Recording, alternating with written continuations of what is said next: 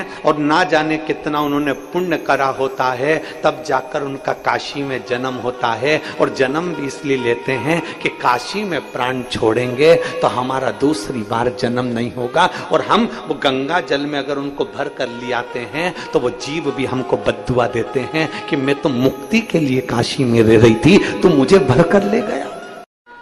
थोड़ा सा मनन चिंतन करना पड़ेगा, थोड़ा मंथन करना पड़ेगा। महाराज, अगर भगवान की भक्ति को पाना है, भगवान के स्मरण को पाना है, तो फिर थोड़ा सा मंथन कर कर प्राप्त किया जा सकता है। भगवान से निवेदन करना कि मुझे मेरे भाग्य का देना, मुझे दूसरे के भाग्य का नहीं चाहिए। मैया, हाँ बोल, क्या बात है बेटा? माँ, पिताजी कहाँ? तो के चौसर खेले थे मेरे साथ में, हार गए, कहीं चले गए। मैया, आपको नहीं मालूम पिता कहाँ गए? नहीं। भगवान कार्तिकेय ढूंढते ढूंढते गंगा जी के तट के पार नीलकंठेश्वर भगवान शिव बैठकर भस्म लगाकर बैठे हुए, बहुत शीतलता थी और शिव जी भस्म लगाकर विराजमान थे, भगवान शंकर बैठे हुए थे। कार्तिकेय जी ने पूछा, पिताजी ये क्या दशा बना रखी है? बाबा भोलेनाथ जी बोले, ये तेरी मैया की कृपा है। भगवान जब देता है तो छप्पर फाड़ के देता है और जब लेता है तो तन का कपड़ा भी उतार लेता है। कार्तिकेय बाबा ने जाकर जब देखा पिताजी नग्न अवस्था में बैठे थे, पिताजी तुम्हारी दशा कैसे? माँ ने ले लिया, सारा के सारा चौसर में हार गए। इतने में कार्तिकेय ने कहा, तुम चिंता मत करो, मैं लेकर आता हूँ वस्त्र। कार्तिकेय बाबा पहुंच गए और मैया से जाकर बोले, माँ मैं आपके साथ में चौसर खेलना चाहता हूँ। माँ ने बोला, बेटा छोटे छोटे बच्चों के साथ खेल, तू हमारे साथ चौसर क्यों खेलता? नहीं माँ, मैं आपके साथ चौसर खेलूंगा। माँ ने कहा, ठीक है, आप बेट, अब ईमानदारी से बोलना, आपका बेटा आपके साथ अगर चौसर खेलने बैठा हो तो ईमानदारी से बोलो, आप जीतना चाहोगी कि आपके बेटे को जिताना चाहोगी? अरे बोलो तो, कितनी जल्दी बोली। क्योंकि ऐसी कोई मां नहीं जो अपने बेटे का भला ना चाहती है। फिर वही वाली बात आ गई, बेटा चाहे ताने दे, बहू चाहे गाली दे, तो भी जायदाद का हिस्सा वो बेटे और बहू को दे, कुछ भी कर।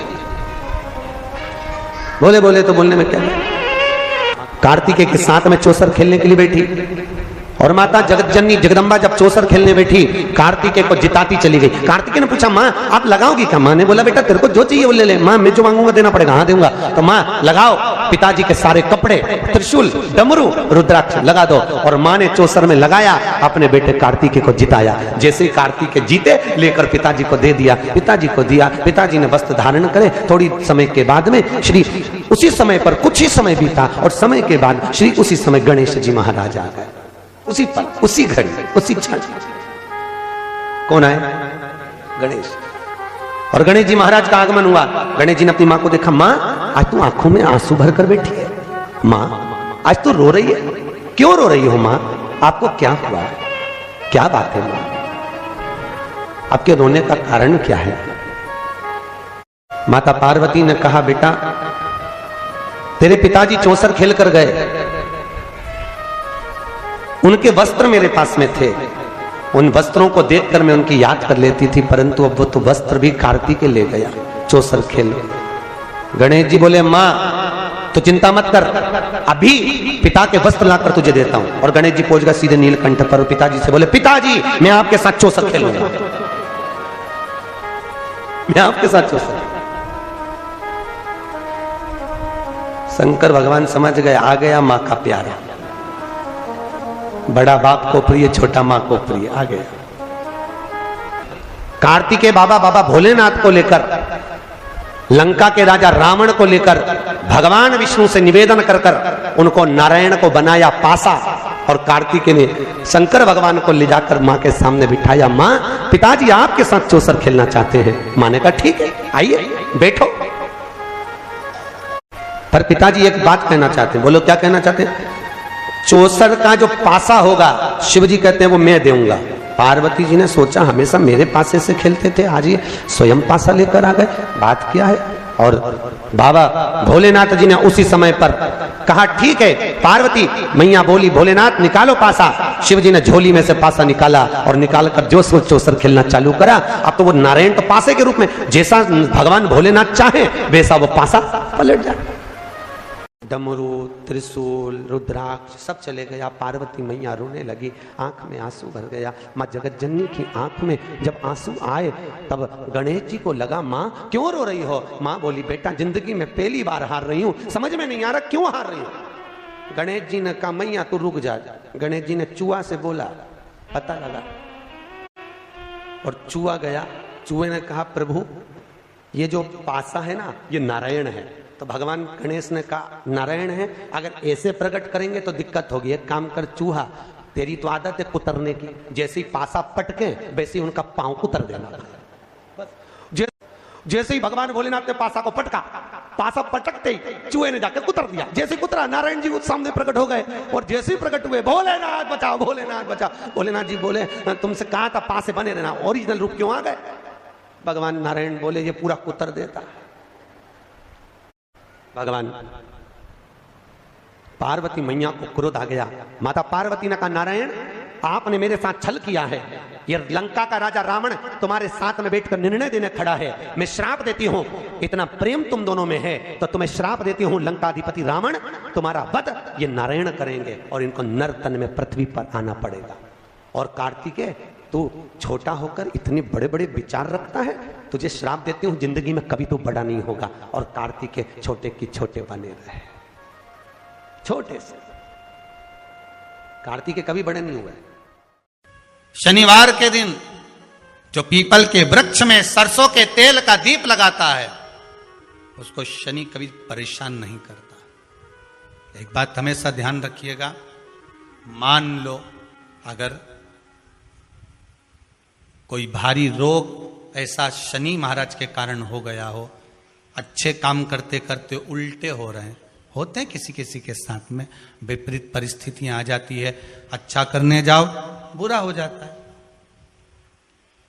अच्छा कर्म करने जाओ बुरा हो जाता है। तो पीपल के वृक्ष की जो छाल होती है, छाल देखिए पीपल के वृक्ष में जो छाल लगी होती है, उस छाल को घिसकर चंदन बनाकर भगवान शंकर का स्नान कराकर, अभिषेक कराकर, पूजन कराकर, पूजन कराने के बाद में पिपलेश्वर महादेव का नाम लेकर, कौन से महादेव, पिपलेश्वर महादेव का नाम लेकर वो जो घिसी हुई छाल होती है उस छाल का तिलक भगवान शंकर को लगा लो और उसी का थोड़ा सा भाग अपने कंठ पर, मस्तक पर लगाना प्रारंभ कर दो। धीरे धीरे जो विपरीत दशा है वो सुधरना प्रारंभ हो जाती है। पर नाम याद रखना पिपलेश्वर, जम के बोलिए पिपलेश्वर महादेव। भगवान शंकर का एक अवतार है पिपलाद अवतार। सुन दरिद्रता, तेरे से एक विनती है, अगर कोई भी मनुष्य इस पीपल के पेड़ के नीचे अगर 7 दिन में आता है और उसके हाथ में अगर कोई सामग्री होती है तो तू उसके घर में प्रवेश नहीं करेगी। नियम है पीपल के वृक्ष का, या तो पानी का लोटा लेकर जाओ, कुंकू का चोपड़ा लेकर जाओ, शक्कर लेकर जाओ, या पेड़ के नीचे चींटी को डालने के लिए आटा ले जाओ, पर खाली हाथ पीपल के वृक्ष के नीचे कभी मत जाओ, कभी नहीं जाओ। खाली हाथ जाओगे तो दरिद्रता तुम्हारे घर में प्रवेश करेगी। कोसी में 5 महादेव विराजमान है और उसमें मूल जो महादेव है वो चंपेश्वर महादेव। कौन कौन गया है राजी, कौन कौन गया चंपेश्वर महादेव, गए हो आप लोग? बहुत अच्छी बात है, रखिए। तो पंचकोसी यात्रा के अंतर्गत 5 महादेव का हमारे यहाँ पर वर्णन आता है, जो कि छत्तीसगढ़ के पंचकोसी के अंतर्गत श्री फड़िकेश्वर महादेव, दूसरे नंबर पर है चंपेश्वर महादेव, तीसरे नंबर पर है ब्रह्मेश्वर महादेव, चौथे नंबर पर है कोपेश्वर महादेव और 5वें नंबर पर है परेश्वर महादेव, पटेश्वर महादेव। ऐसे छत्तीसगढ़ की जो पंचकोसी है, छत्तीसगढ़ में राजिम की जो पंचकोसी है, महानदी की जो पंचकोसी है, उस पंचकोसी में 5 महादेव विराजमान।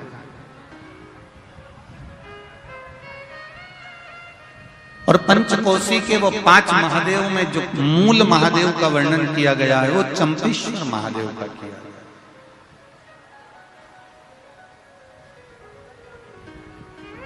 क्योंकि चंपेश्वर महादेव को किसी ने यहां पर स्थापित नहीं करा, चंपेश्वर महादेव को यहां पर किसी ने लाकर बिठाया नहीं है। जैसे 12 ज्योतिर्लिंग में भगवान शिव स्वयं प्रकट हुए हैं, उसी तरह से छत्तीसगढ़ के चंपेश्वर महादेव चंपारण में स्वयं प्रकट हुए हैं। यह कोई साधारण नहीं है।